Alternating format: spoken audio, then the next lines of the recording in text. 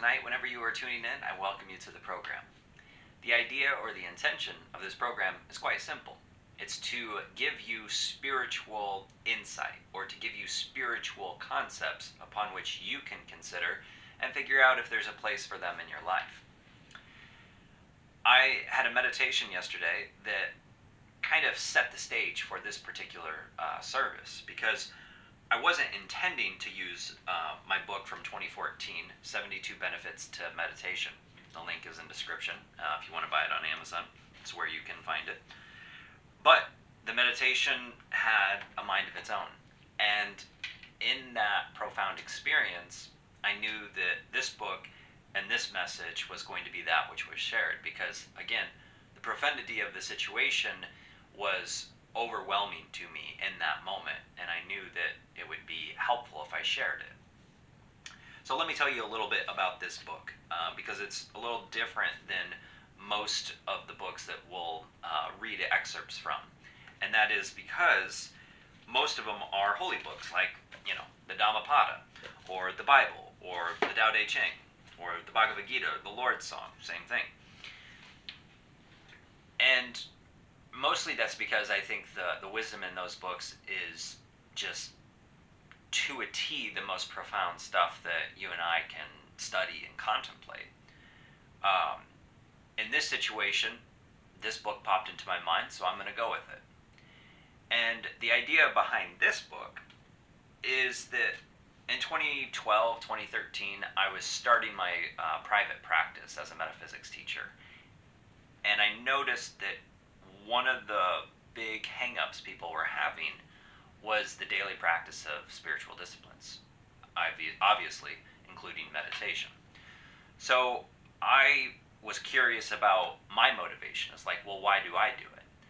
And therefore, each day after my meditation, I wrote a small journal entry. And in the journal entry, I simply described the benefit I received. And the benefit, the way I looked at a benefit, and the way I still kind of look at most benefits, is I look at them as character traits, or as something that is of human nature that can shine brighter, such as more love, such as more truth, such as being gentle, being kind.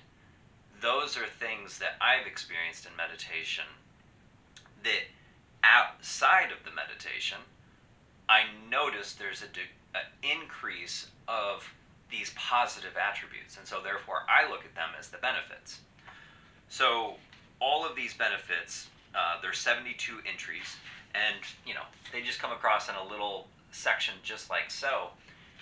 But it's what I received in that individual meditation. And these 72 benefits are merely a dip in the pool. It's not the whole pool itself. It doesn't encompass all of the benefits, the psychological, spiritual, metaphysical benefits of meditation. It just encompasses the benefits I received in that period of time. And then my concept moved forward towards like, okay, well, how can I move away from the journal aspect into something that's more universal? And so that's why I stripped things down and basically said, here's a quality that you can experience in meditation. And here's its symbolism in nature, and then here's the most important part about this. So it's like a coffee table book, and it's a way in which an individual can perhaps be more motivated to meditate on a consistent basis.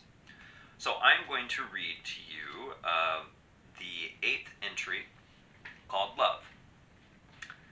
Love. Those who lack love break down in meditation so that they can be remade to receive it. In meditation, you have the ability to cut out the middleman or middlewoman, or the circumstances regarding the experience of love. It is only you and love. Sooner or later, the two of you become one, inseparable. And though I wrote that 7 years ago, roughly to this day, that was my experience in the meditation. I had woken up and felt slightly off, couldn't identify why I felt off, but did my hatha yoga, sat down on my pillow, started my breath work, entered into the meditation, And within a few moments, I broke down. Not necessarily like in a psychological, like tear-centric way, but more as like I let go of whatever it was that I was holding on to. And then as I let go, I became conscious of what it was. And I was judging myself. I was judgmental about some actions I did the night before that then in the morning I was withholding love for myself. Sounds silly, but that's what happened.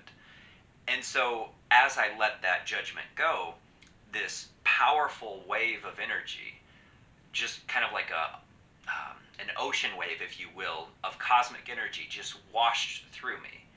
And the word that I would describe it besides profound is love. And that sort of love is exactly what this book is talking about. The ability to experience it is something that happens after you've let go of the things that have kept you from love. Because love is this powerful force, and we throw it around kind of casually in our society. But love is an unconditional, intelligent, infinitely powerful, and infinitely present force throughout all of creation. That's love. And, in this verse, it talks about how sometimes there's circumstances or middlemen or middlewomen or, different things that you need in order to experience love, whether it's money, wealth, fame, relationship, adoration, blah, blah, blah, blah, blah. That's what gets you going. That's what gives you love. But in meditation, you can break free of those conditions. You can break free of the need to have X, Y, and Z in place before you can experience love. You can simply receive it from the source of all life. You might call it God, you might call it Allah, you might call it the Tao, you might call it the Dharma, you might call it Krishna. Doesn't matter the name you ascribe to it. The force is the force, and that force can wash through you. So keep that in mind, that love, sure, we can have hobbies and people, places, and things that we love, but if we're not touching the source of love, then we're going to be dependent on these people, places, and things. And that's not a great way to experience love. The best way to experience love is internally first, and then let that radiate outward. Share it with people. Share it in places. Share it while you get things, or share things, or, buy or sell things. First and foremost, make sure you receive it within yourself. All right, let's read on. Just a little bit more. Symbolism in nature. Sunrise is a moment in which all humans, on some level, accept the divine's love for all life. Being unconscious hides the love. Being conscious uncovers the ever-present sunrise that love is. Remember, love is right here, right now. So again, this book is available Amazon.com. And again, I'll put the link in the description. So, if I was to pontificate or to share any other thoughts in this moment, it would be simply that you have a journey that you're on. And that journey is your journey. And I'm not here to judge that journey as right for you or wrong for you. That's your journey.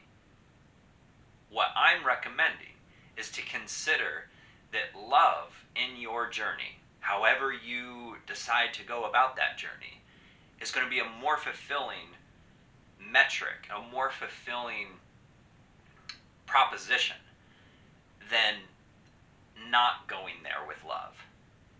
And so, if you can agree with that sentiment, then the question is, well, where is the love? What is the love? And again, the love is infinite intelligence coursing through all levels of existence constantly. There is not a single iota of consciousness that doesn't have love enthused through it. And it's just a matter of our minds and our hearts tuning to that frequency so that we can be a receptor, a stereo, if you will, for the broadcast antenna, so that that frequency radiates from us. And when you're radiating with love, life is different. You see all things, whether they seem positive or negative, in the lens of love, but not the rose glasses of emotional love. The glasses of love which come from the creative source of all life. I hope you've enjoyed this video. Subscribe, like, and share as you see fit. Namaste. God bless.